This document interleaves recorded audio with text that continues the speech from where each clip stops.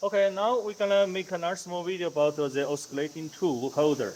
Normally you change the tool is you pull this out. Just be very careful because this thing is very sharp. Very sharp. I cut myself twice already.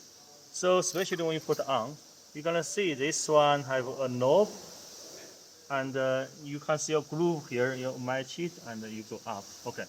So now normally we change blade is change like this, but this time I will take this out to show you the structure. You see this one is rotating. You can see it's press the C axis is rotating this one. So you need rotating this purple part facing you. This part you can see this color the lower is facing you, so it's more easier to operate. Then you losing the nut. You can see there's a nut, and the nut is match. The nut has a gap. Can you see the nut has a gap? So they match the gap. Then you can lift it up. And you lift it up, you can actually take it out.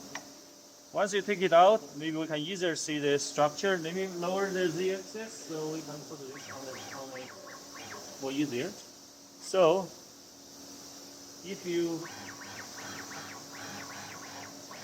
So this is the blade. Normally when the people change blade, they just losing here. Use Allen key. So you can see this side have a bigger gap, this side have smaller. So this is a bigger gap, you losing this.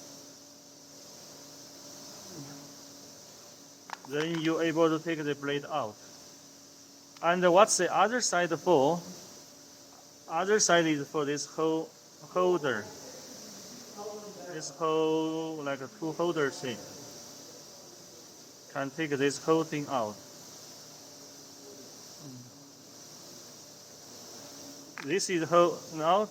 So basically it's currently dirty because we are using it. The blade is actually sitting inside this gap. So we have a different thickness of the blade, so you need a different type of holder. Then you put the holder inside, then they lock the holder. So let me clean a little bit since we already take it out. Then you put this inside.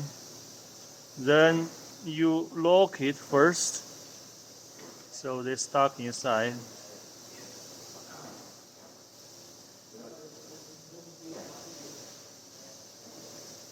So this holder will be stuck inside. You cannot really lift it out anymore. And when you put the blade, remember the blade itself is facing the other direction of where you want to lock it. So you put inside, and then you lock from this side. So you can see this is the center of this holder. The blade actually is off center. Okay. And then when you put in the blade, you generally do not want to put against the bottom. So because when it's heat up, it's bad. So you want to lift up a tiny little bit, maybe like half mil, those kind of thing. Then you lock it.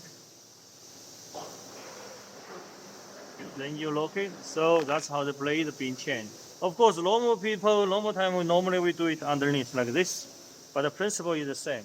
Okay. So this is one type of common oscillating blade holder or whole thing.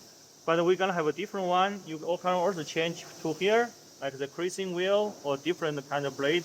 Okay. Now let's put this back. Let me move the tire. So moving back is the same.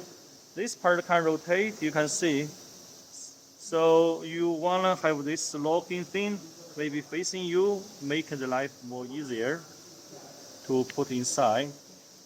So you put inside, and you can see this have a gap also on the holder and on the nut. So you put this inside,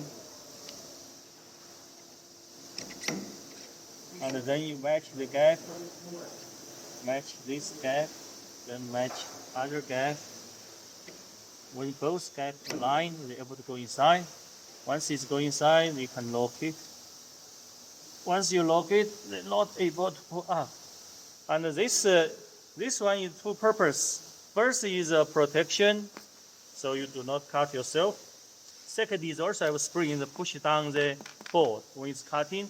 because this is vibration. So this is also vibration. So you do not want it vibration, so you push it down.